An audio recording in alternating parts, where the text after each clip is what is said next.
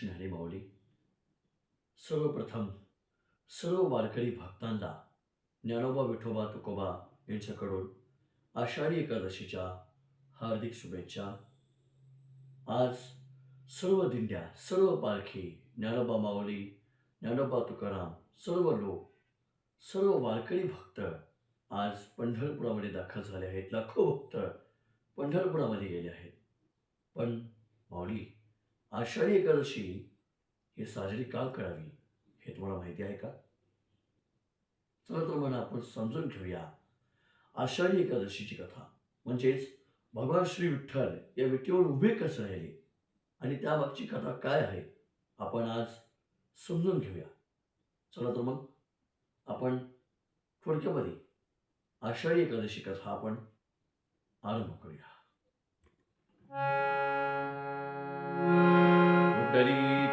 कुंडली कवरधारी विठ्ठल श्री ज्ञानदेव तुकाराम पंढरीनाथ महाराज की जय. माऊली ज्ञानेश्वर महाराज की जय.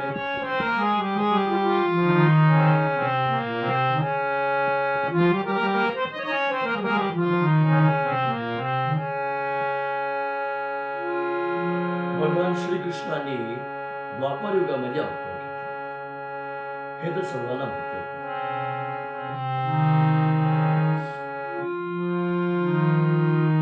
आणि एकदा असं झालं, भगवान श्रीकृष्ण पांडव आणि कौरवांचं युद्ध संपल्यावर, महाभारत संपल्यावर जेव्हा पुन्हा द्वारकेमध्ये आले तेव्हा भगवान कृष्णाला देवी राधा यांची आठवण आली.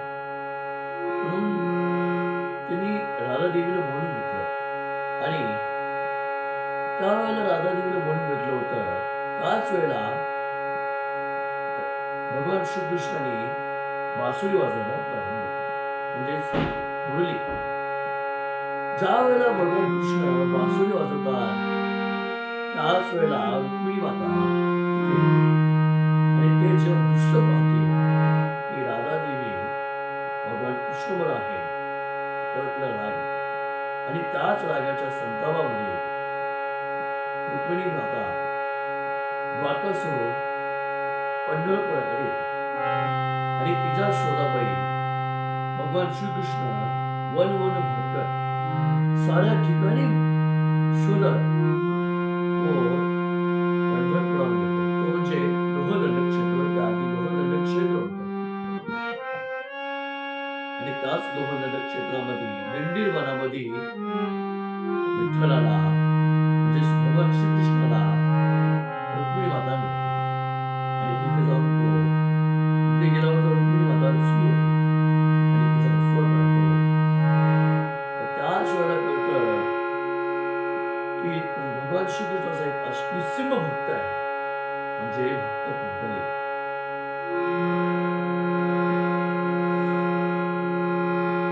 असेही म्हणतात की रुक्मिणी माताच्या जवळ जाण्याआधी भगवान विठ्ठल एका घरात गेले. ते घर म्हणजे भक्त कुंडलिकाचं होतं. ज्या वेळेला त्या घरात भगवान श्रीकृष्ण गेलं, म्हणाले माझी पत्नी म्हणजे रुक्मिणी माता इथे आली होती का? त्यावेळेला पाहतात की भक्त कुंडली आपल्या आई बाबाची सेवा करतात. त्यावेळेला प्रसन्न होऊन भगवान कृष्ण म्हणतात, कुंडलिका मी आलोय. कुंडलिक म्हणतो, देवा मला क्षमा कर, मी तुझा आधिपत्य म्हणजे मी तुला हात घेऊ शकत नाही आणि तुला आम्ही जवळही येऊ शकत नाही, कारण मी आई बाबाची सेवा करतोय आणि आई बाबा सध्या झोपले आहे. जर मी उठलो तर त्यांची निद्रा भंग होईल.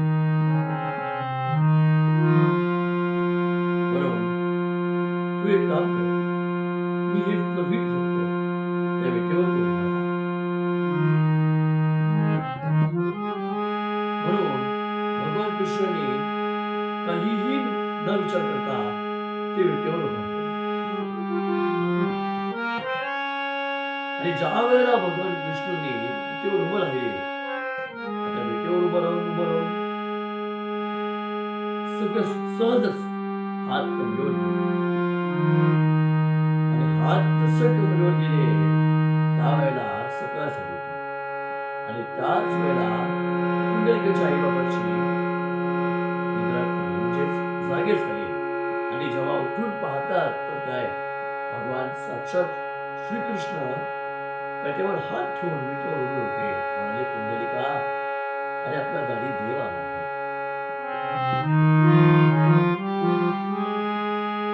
मग तेव्हा पुंडलिकाने जाऊन क्षमा मागितली, देवा मला क्षमा कर, मी तुला तर्पण केलं. तेव्हा देवाने सांगितलं, पुंडलिका, तू आईबाबाची सेवा केलीस, आज मी तुझ्यावर प्रसन्न आहे. माग, तुला काय हवंय ते माग. आणि भक्त पुंडलिकाने सांगितलं, देवा आज जसं तू उभा आहेस ना तसंच तू राहा. सर्व वारकरी म्हणजे सर्व भक्तांना तुझं याच रूपात दर्शन होऊ दे.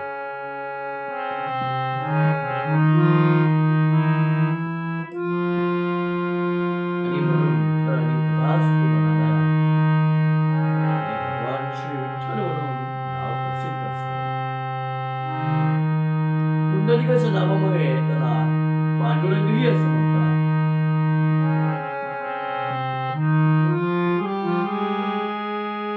पण फक्त पुंडलिकाला दिलेल्या वचनाप्रमाणे आजही विठ्ठल विटेवर उभा आहे. उद्या 28 झाले, आजही तो विटेवर भक्तांची वाट पाहतो. रुक्मिणी माता जी रुसली होती ती सुद्धा 7 पावलं मागे ती सुद्धा उभी आहे.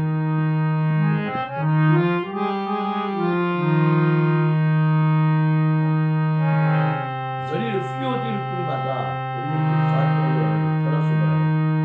28 युग झालं ती सुद्धा 7 पावलं मागे उभी आहे.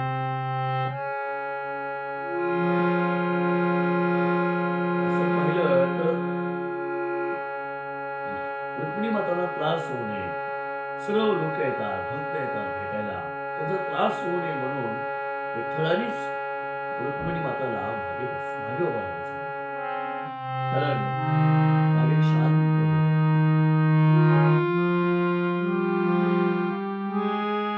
म्हणून विठ्ठलाचं आणि रुक्मिणी माताचं मंदिर हे वेगवेगळं आहे.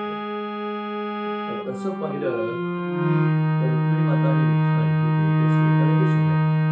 आपण पंढरपुरामध्ये असे अलग अलग मंदिरं पाहतो, पण देहूमध्ये आणि अनेक ठिकाणी रुक्मिणी माता विठ्ठलाच्या शेजारीच उभी आहे. आणि इथूनच सुरू झाला विठ्ठल रखुमाईचा संसार.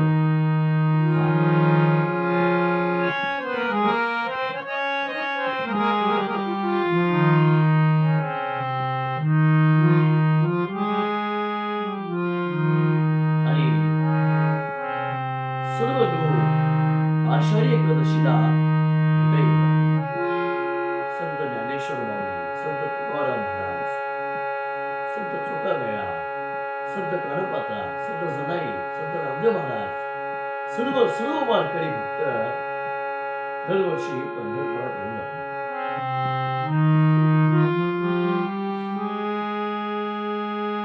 आणि एकदा 15व्या शतकामध्ये जेव्हा महाराज महाराज होते तेव्हा असं कळलं की बिजापूरच्या राजांनी एकदा विठ्ठलाला पाहायला आला होता.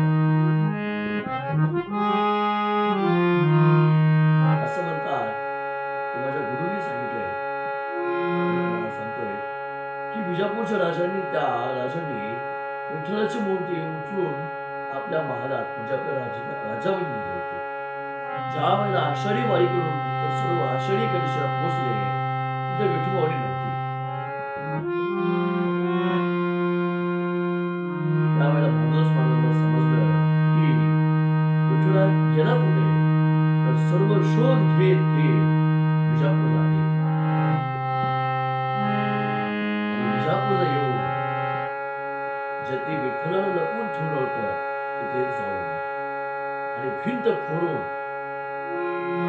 दरवाजे फोडून सगळा टाळ मृदुंग घेऊन सगळे वारकरी सगळे विठ्ठलाच्या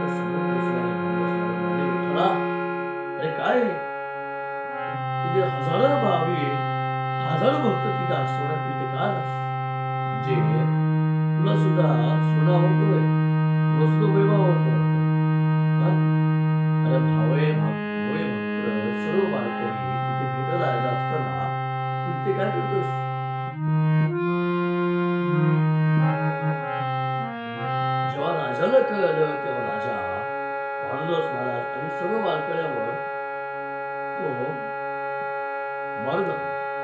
आणि विठ्ठलाने सांगितलं होतं की हे बघ, मी इथं राहील, पण एका अटीवर, माझ्या भक्ताला कुठलीही इजा होता कामा नये.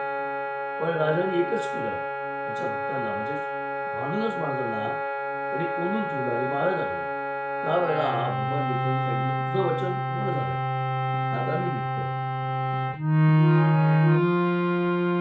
आणि त्याच वेळेला 4 महिने उलटून गेले.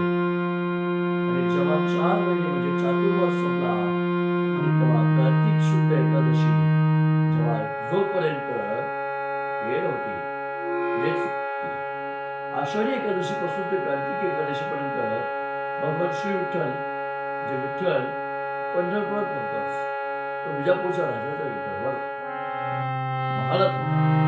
आणि सर्व संत भानुदास महाराजांनी त्यांना इथे घेऊन आणि त्यावेळेला विठ्ठलाने सांगितलं, आषाढी कार्तिकी माझा विसरू नका.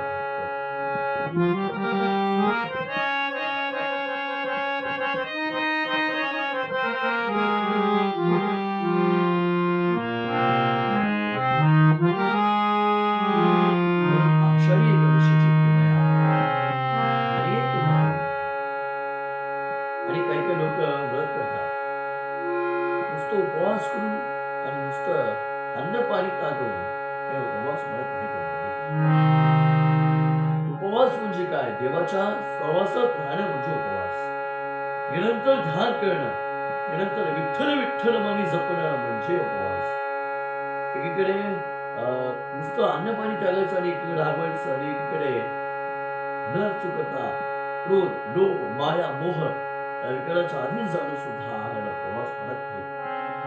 उपवास म्हणजे काम, क्रोध, लोभ, माया, मोह म्हणजे षड्गुणाचा त्याग करून निरंतर भगवंताच्या चरणी लीन राहणं म्हणजे उपवास. असंही म्हणतात की हा व्रत आषाढी एकादशी जो कोणी व्रत करेल त्याला पापमुक्त येईल आणि निश्चित फळही मिळेल असंही म्हणतात. आज सर्व वारकरी, सर्व दिंड्या, पताका, हजारो भाविक, लाखो भाविक आज पंढरपूरमध्ये पोहोचले आहेत. पुन्हा एकदा ज्ञानोबा विठोबा तुकोबा युट्यूब चॅनलवरून तुम्हा सर्वांना आषाढी एकादशीच्या हार्दिक हार्दिक शुभेच्छा देतो. माझ्याकडून काही चुकलं असेल तर नाही काही अवघं बोलले गेलं असेल, काही चुकलं असेल तर मला क्षमा करावी. कारण मी लहान आहे. म्हणजे अशी पहिलीच वेळ आहे कीर्तन करायची, जी आषाढी एकादशीची. ज्या वेळेला कीर्तनातून अनेक भागातून ही कथा ऐकून तुमच्यापर्यंत पोहोचवायचा प्रयत्न करतोय. काही चुकलं असेल तर तुमचा मुलगा म्हणून, तुमचा भाऊ म्हणून, तुमचा मित्र म्हणून मला क्षमा करावी ही प्रार्थना करतो. भेटायलाच सांगतो, तेव्हा माझ्याकडून काही चुकलं असेल तर मला क्षमा करा.